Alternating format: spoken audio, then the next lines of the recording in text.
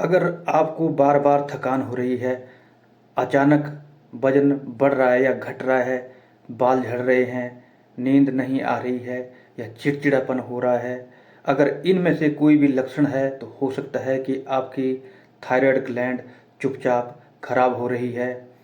आज का ये वीडियो पूरा देखना, क्योंकि अंत में मैं आपको बताऊंगा थायराइड कंट्रोल करने का सही तरीका, दवा प्लस लाइफस्टाइल प्लस आयुर्वेद। नमस्कार, मैं हूं डॉक्टर रवि। आज मैं बात करने वाला हूं थायराइड के डिसऑर्डर के ऊपर।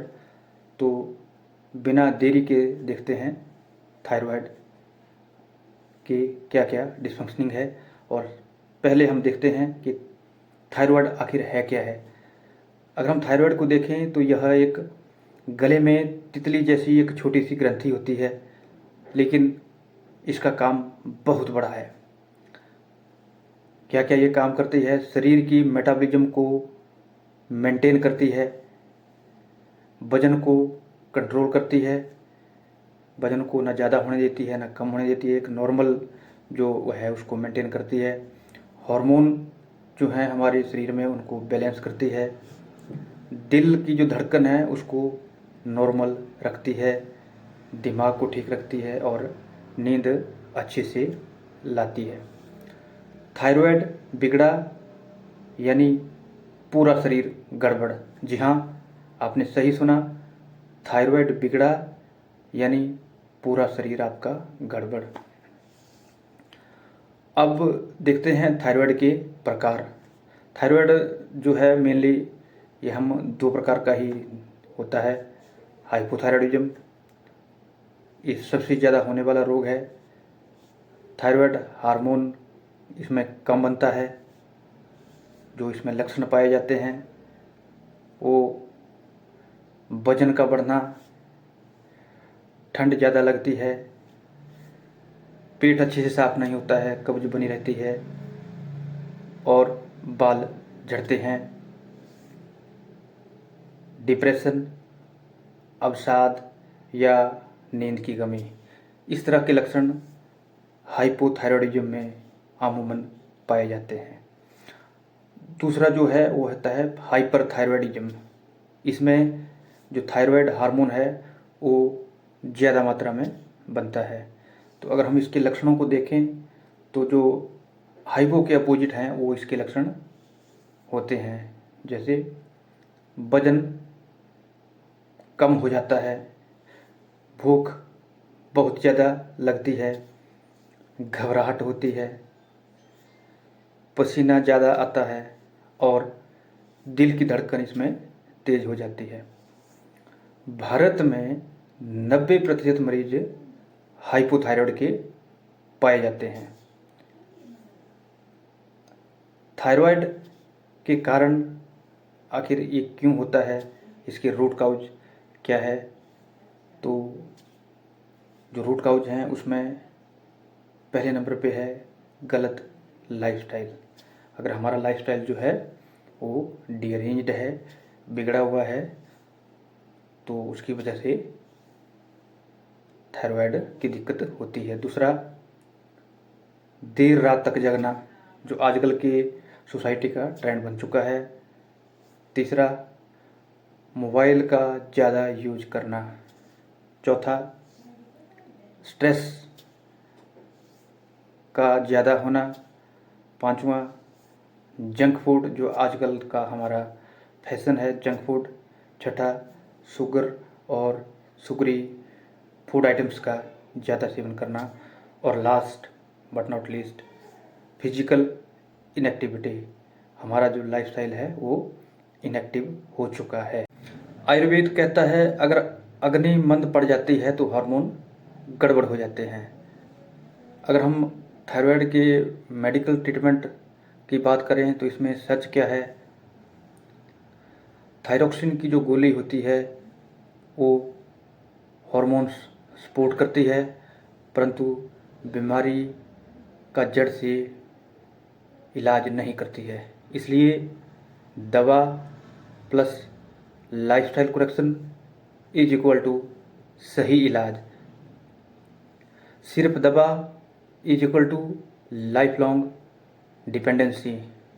बिना डॉक्टर की सलाह के दवा बंद ना करें।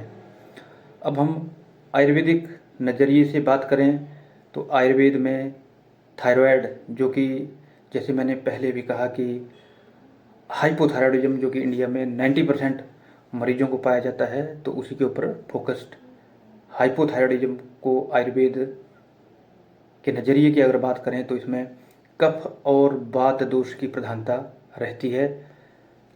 कफ दोष जितना भी हमारा कफ को बढ़ाने वाले आहार हैं और हमारी एक्टिविटी है, और वात दोष को बढ़ाने वाली है, ये दोनों मिलके थायराइड के डिसऑर्डर्स मेनली हाइपोथायराइडिज्म इसको हम कहते हैं, या फिर मंदाग्नि से उसका हम विचार करते हैं। तो अगर हम देखें कि आयुर्वेद में हम क्या क्या इसमें उपाय कर सकते हैं, कौन कौन सी ऐसी हर्ब्स हैं जो इसमें उपयोगी है, तो मरीच, काली मिर्च जो घर में पाई जाती है, पिपली जिसको मग्गा कहते हैं, सौंठ, जिंजर, ड्राई जिंजर पाउडर, इसका एक बहुत ही फेमस कॉम्बिनेशन मार्केट में मिलता है त्रिकटु के नाम से, उसका सेवन किया जा सकता है। अश्वगंधा, हल्दी और वैसे सारे द्रव्य जो अग्नि को बढ़ाने वाले होते हैं, जैसे रुग्यवर्धनी बटी, चित्रकादि बटी, और साथ में इसमें घृत का प्रयोग, पंचतिक्त घृत का प्रयोग भी किया जा सकता है। और मानसिक जो फैक्टर हैं, जैसे मैंने पहले कहा अवसाद या फिर अनिद्रा, इस तरह की दिक्कत इसमें आती है, तो उसमें ब्राह्मी बटी आदि मिथ्या द्रव्यों का प्रयोग किया जा सकता है। अब हम इसमें क्या क्या अवॉइड करना चाहिए, क्या क्या नहीं खाना चाहिए, तो क्या ना खाएं में सबसे पहले शुगरी सब्सटेंस, जिसमें शुगर ज़्यादा है, उसका सेवन नहीं करना चाहिए। बेकरी प्रोडक्ट का प्रयोग नहीं करना चाहिए। कोल्ड ड्रिंक्स, इसको अवॉइड करना चाहिए। प्रोसेस्ड फूड को अवॉइड करना चाहिए, और सोया जो एक्सेस में लेते हैं उसको भी बंद करना चाहिए। अगर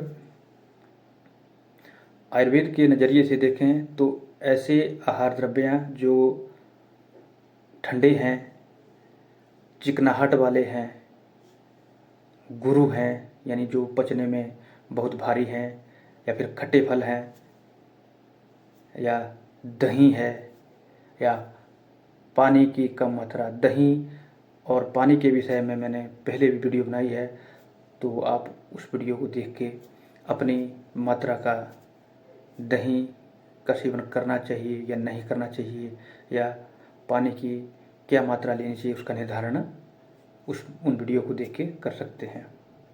क्या इसमें खाना चाहिए, तो सब्जी में लौकी, तोरी, मूंग की दाल, नारियल, इस तरह के आहार द्रव्य जो लघु है, पचने में एकदम पच जाते हैं और थोड़े गर्म हैं, उष्ण हैं और कम चिकनाई वाले हैं, ऐसे द्रव्यों का प्रयोग इसमें हाइपोथायराइडिज्म में विशेषता किया जाता है। अब हम बात करते हैं लाइफस्टाइल की, या लाइफस्टाइल चेंजेस जो हमने करने हैं। तो सबसे पहले कुछ एक प्राणायाम है, योगा है, उसको अपने डेली रूटीन में ऐड करना है। तो पहले जो नंबर 1 पे है भुजंगासन, सर्वांगासन।